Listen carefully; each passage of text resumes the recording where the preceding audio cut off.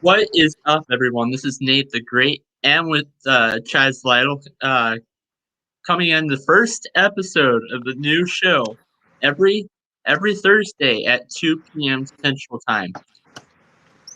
First off, Chaz, how are you doing?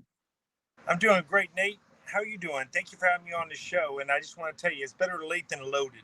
Always remember that, Yeah, young guys and old guys. There's an old saying in baseball: it's better late than loaded. So we are on time, and it was my fault. I had technical difficulties. So thanks for having me on, Nate. hey, yeah, no problem. So, I guess first thing to talk about some news that just broke not too long ago. Albert Pujols, um,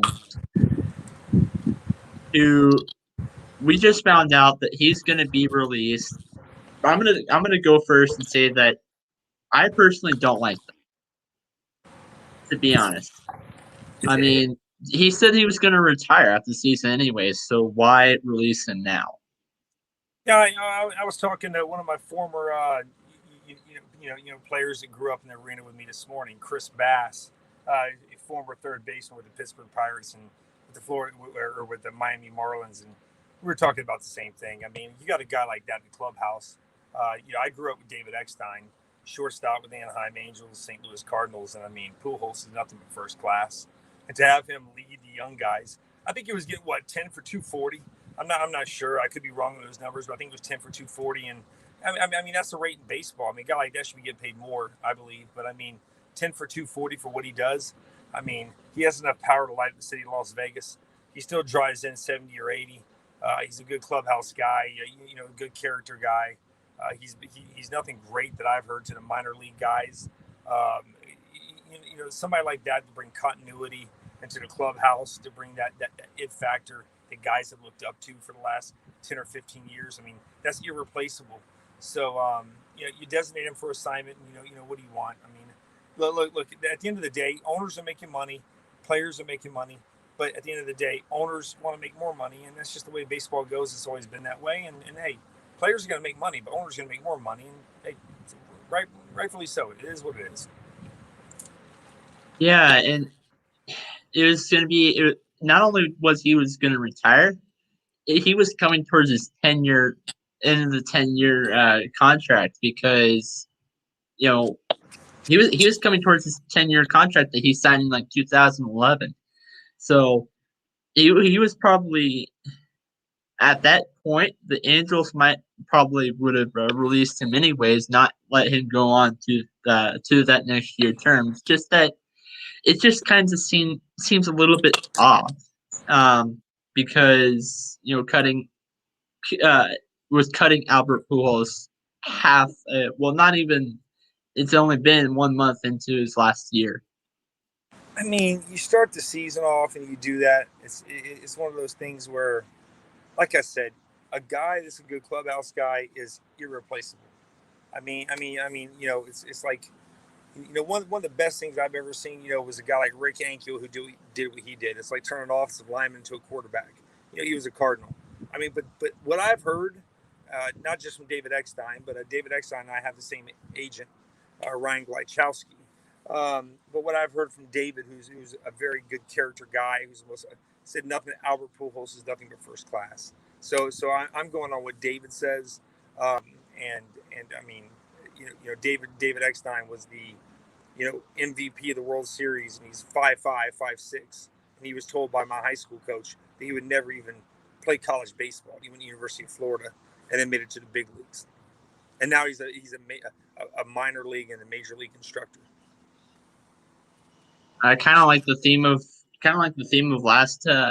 this last episode on sports status, where we talked about how you don't really have to don't listen to the other people. If that's the dream that you want to go for it. If you listen to everybody else, it's going to be a shit show. Excuse my language. I mean, everybody's going to say something about you. Everybody's going to have opinions. You have to have respect, and you have to go about your business. But I mean, if we listen to what everybody else says, we're never going to make it to anywhere in life. Whenever you can tune what everybody else says out of your life with respect, and you can focus on yourself and not worry about what anybody thinks of you, then you've made it to that next step. And I've had my hard times through life, and my hard times through marriage and my hard times through stuff. And it's like the minute I shut that out was the minute where growth came in. And as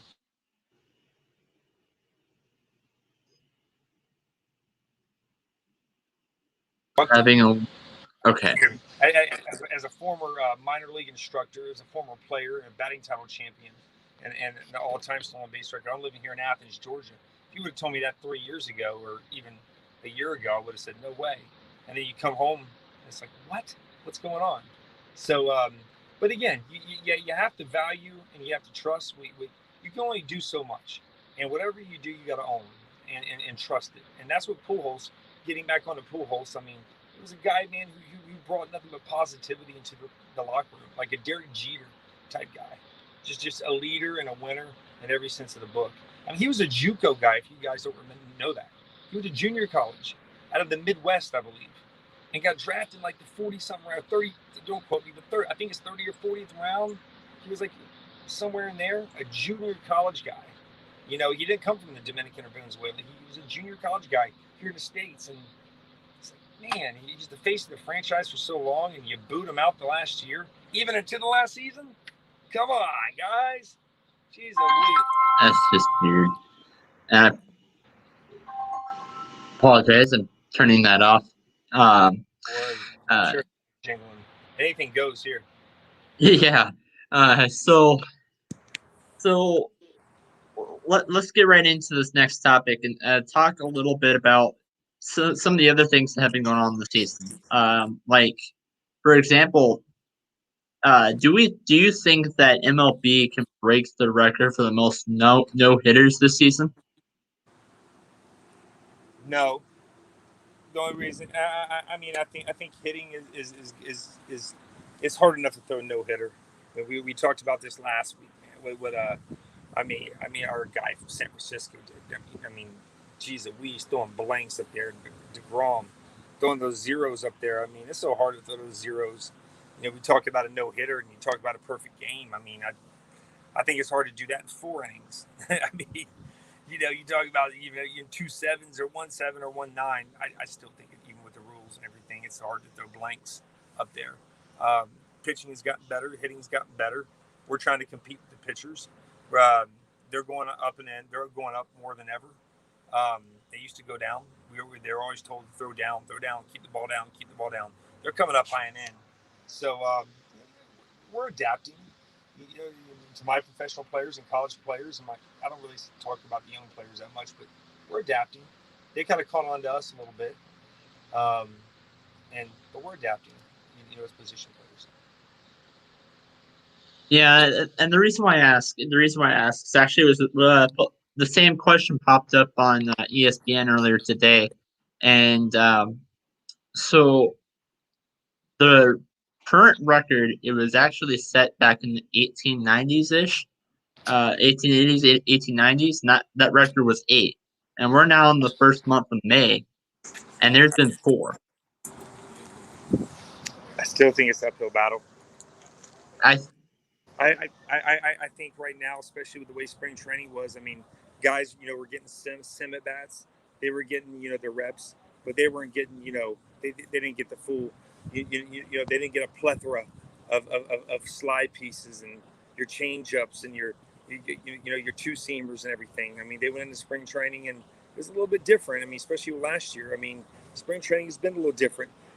Get these guys in the midseason form, and as Rajay Davis would say, get these guys in the midseason form, and I think it'll kick in.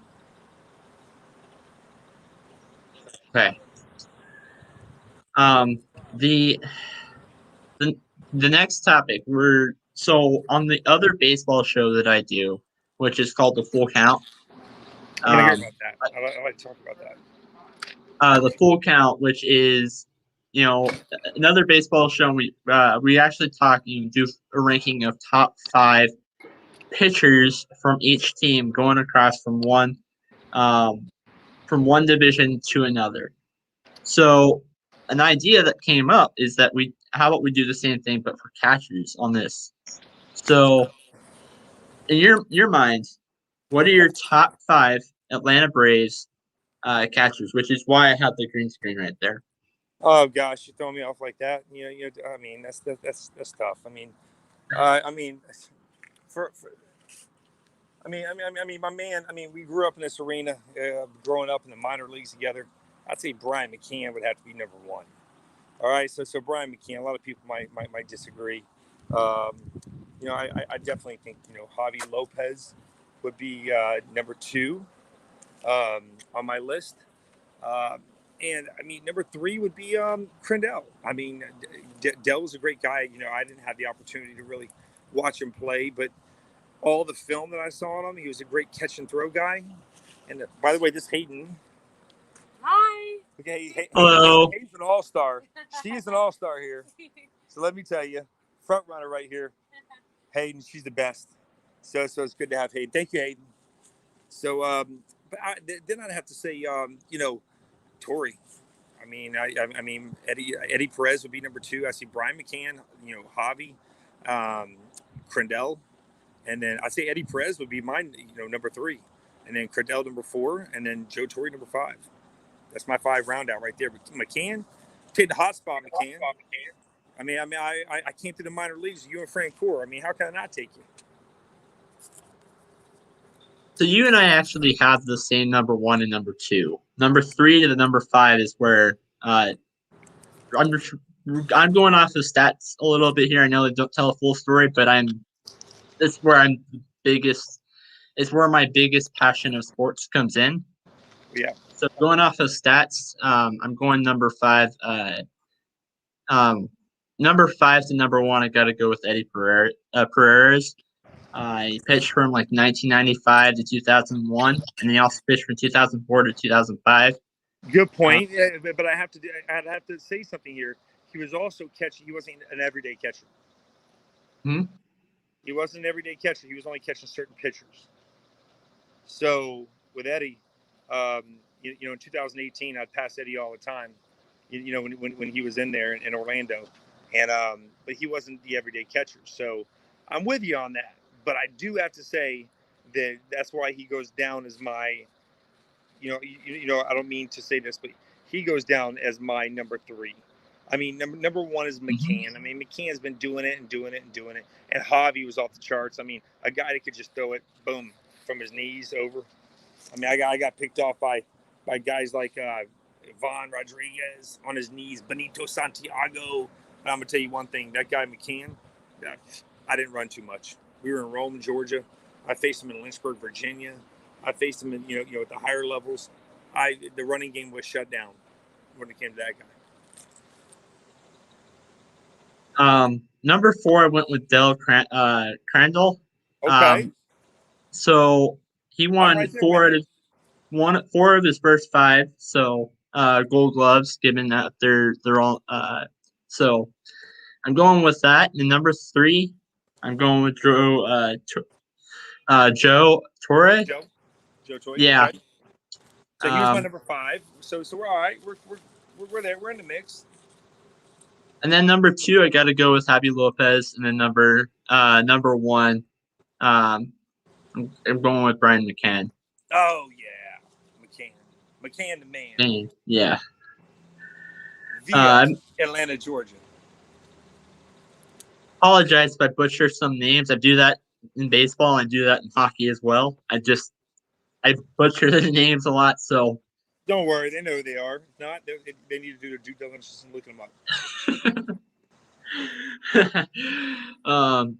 So up next, when it comes to topics, the Dodgers coming off their World Series win, and I know this is a little early. We just happened to we just finished our first month in baseball. Well, actually, a month and a week now. But the Dodgers, they have not been on the best of things. They got swept by the Chicago Cubs, and the Chicago Cubs is a team that I've been saying that has been I've been worrying about a lot lately. So I got to challenge you real fast, Nate the Great. Who's the manager of the Chicago Cubs? Oh gosh, Rouse. Yeah. David Ross. So David Ross and I had the same agent, Ryan Gleichowski. We used to work out. So I want to give a shout out to David Ross. So even though I do say you guys are going to get beaten 4 if you did play him, I'm going to go ahead and give that away. David Ross is a good friend of mine. Lives in northern Florida. And we worked out together when he was with Cincinnati at Seminole High School in Sanford, Florida, where I went. So Rossi, man, I want you guys to win it, man. But at the same time, I mean, I think LA's strong. I think it's just everybody's trying to get their feet back in it. Everybody's trying to get in the midseason form. It's with this COVID thing, everybody's getting back in the mix now. So, but I'd like to see Rossi and the Cubs do it. I really would. I'd like to see Atlanta do it. I said last week, but Rossi especially. And shout out to Sports One, Ryan Gleichowski, who represents us. David Eckstein represents David Ross, and also the first baseman with the Chicago Cubs. So he's got a bunch of guys, but Rossi has really developed into a winner, and I'm really proud of what he's done with the Chicago Cubs. I wouldn't worry about too many people right now. It's kind of a free for all. I think in here in the next 2 weeks, Nate, when we have this conversation, we'll kind of see how the chips are falling. We'll have a better understanding where people will be. You know, it's kind of like if you're going through a mediation or a 6-month agreement or something. You kind of see how everything chips out towards the end. You know, things start off a little ways, and it goes middle, and it goes a little bit towards a certain way, and then everybody parts ways, and bye-bye, or see ya, let's go. So we'll see here in the next couple weeks. So actually, a little bit of a fun fact: the Rockies' newest general GM that they just hired went to the same high school that my grandpa did. Well, actually, they went and graduated same year in the same high school. You talking So about Gretz? Gretz? yeah, yeah. Okay, he was with the Cubs. Okay, he was with the Cubs, and I played against him in the minor leagues. Great guy.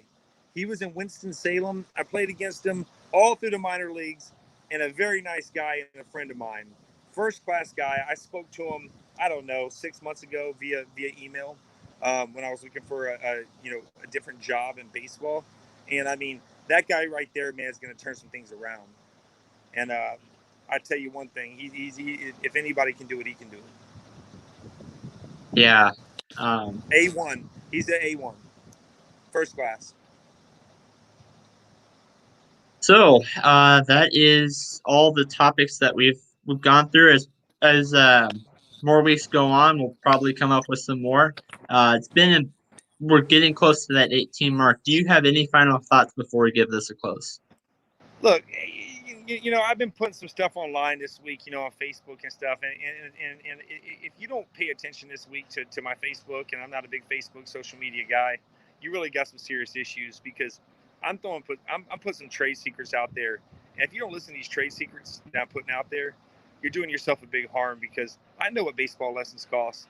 Some cost $90, some cost $100. I myself, I charge less, but that's just me in the way I roll. Hitting lessons are going up on every corner.